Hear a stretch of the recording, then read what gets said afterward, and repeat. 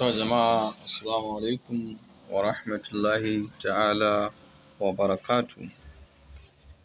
Barkanmu da wannan lokaci, muna wa kowa fatan alkhairi kamar yadda masu kallonmu da masu sauraronmu muna tare da kowa, muna ma kowa fatan alkhairi.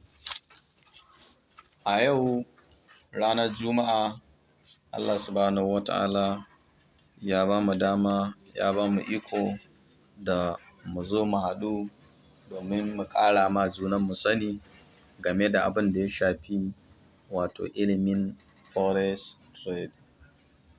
Kamar yadda muka yi alƙawaranta, yau za mu fara da wato introduction to forex. So alal haƙiƙa mutane sukan ji ana cewa forex trading. To mecece forex trading? To insha Allahu idan ku bi mu sannu a hankali, za mu yi muku shimfiɗa, za mu fara da shimfiɗa na abin da ya ƙunshi forex. In har ka yi haƙuri ka bi mu dalla daki ka bi wannan shimfiɗa da za mu yi, to alal haƙiƙa a ita karan kanta ka tsaya kamar zan ce ma ka sami wato wani ɗan ɓangare wanda ya zama key ne wanda zai haskaka ma wato abin da yake gaba. Abu na farko shine insha Allahu ba da tsaye ba, insha Allahu abin da muke cewa shine introduction to forex. Za mu fara da fundamental analysis. Idan a ce fundamental analysis, wato kamar yadda muka gabatar tun a farko, shi forex market mutane suna ɗaukansa abu ne kamar mutum ya karanta ko ya hango wani abokin shi yana yi, sai ya burge shi, ya ba shi sha'awa, shi ma bari ya shiga wato ya zura gugarsa rijiya yayo nashi tumbulin. So a forex ba haka take ba, wato profession ne duk yadda ka san medical profession, accounting profession, engineering da dai sauransu. Yadda kowanne yake, za ka ga wani ya fara karatunsa tun daga nursery izuwa primary izuwa secondary har university zuwa masters, wani ma har PhD zuwa professor. A forex market kusan ita ma haka ne, sai dai ɗaya ne, sai dai da yake shi a dunkule yake a cikin economics. Waɗanda suka yi karatu na economics zai fi wato saurin fahimtar me ake nufi da forex sosai. A economics under financial wato wani ɓangaren sai ka ji ana cewa banking and finance, something related to that. So haka kuma ɓangaren kamar yadda mutane suka sani, economics is the mother of social science. To duk waɗansu kamar su accounting, business management, actual science, statistics da dai sauransu duk suna cikin wato economics. So forex market ita karan kanta ma is not an exception. Tana da matuƙar faɗi. Harka ce wacce take da alaƙa da exchange, kuma wannan exchange ɗin yana faruwa ne sanadiyar cinikayya da yake faruwa tsakanin ƙasashe na duniya. So kuma ita forex market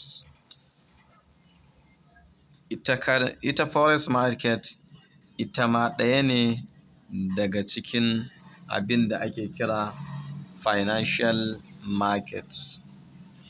Idan muka ce financial market, muna nufin su kaman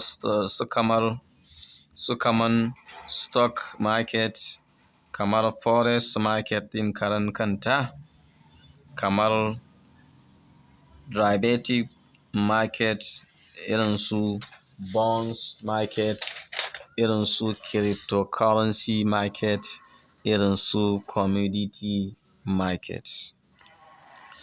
So duka waɗannan kasuwanni suna alaƙa da canje-canje na kuɗi.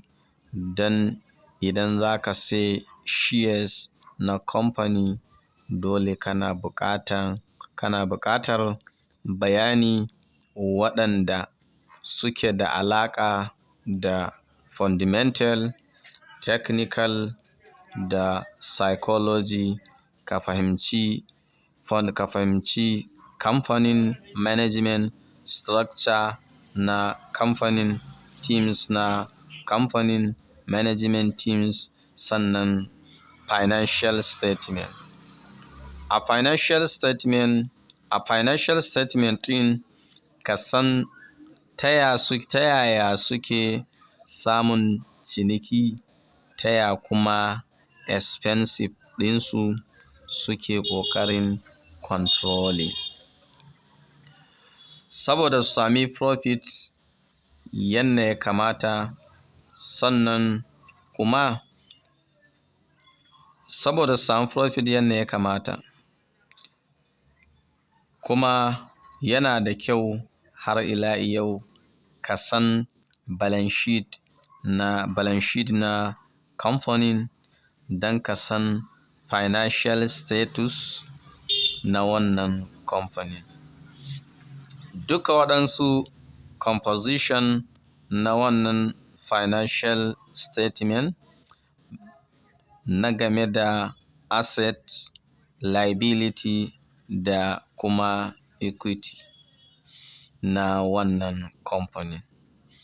Sannan kuma har ila yau ba ma sanin hakan ba, dole sai ka yi ƙoƙari ka san yaya kuɗi yake shigowa ga wannan kamfanin, ya kuma yake fita daga wannan kamfanin, ta abin da ake kira da suna cash flow statement.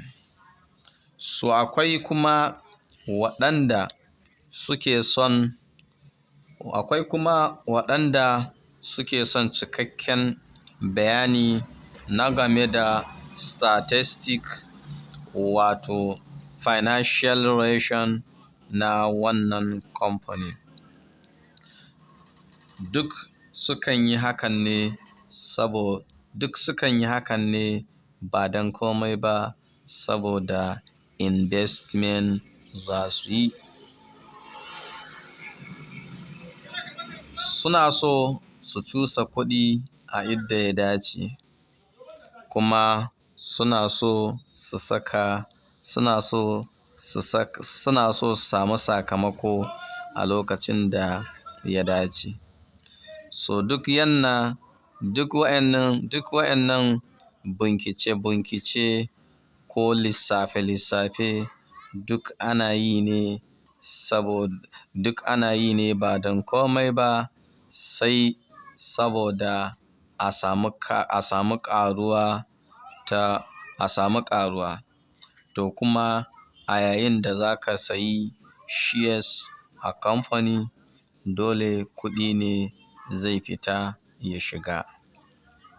Yayin da za a biya ka, watan kuɗi ne zai fito daga wannan kamfani. So wannan a taƙaice ɓangaren kamfani, kuma wannan a taƙaice kenan. Ɓangaren kamfani kuma, idan muna maganan ɓangaren kamfani, to muna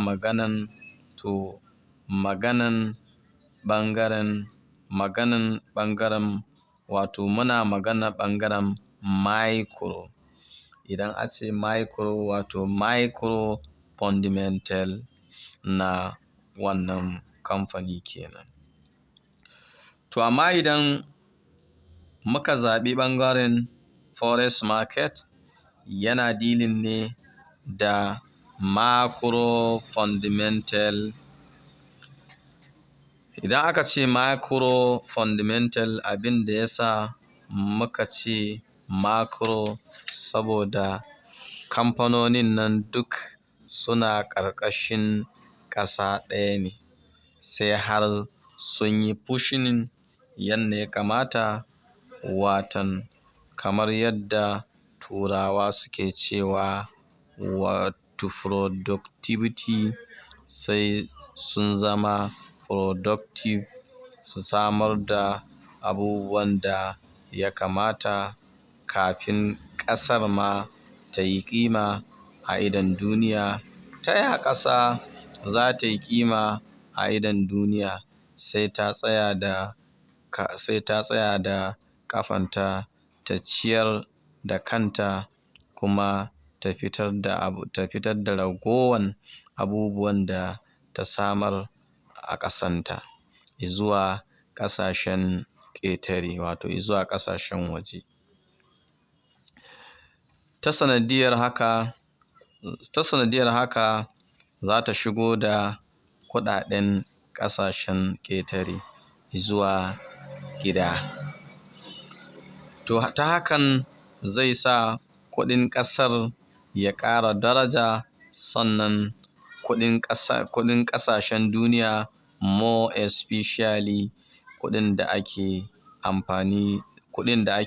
aka fi ta'ammali da shi a duniya, wato dollar.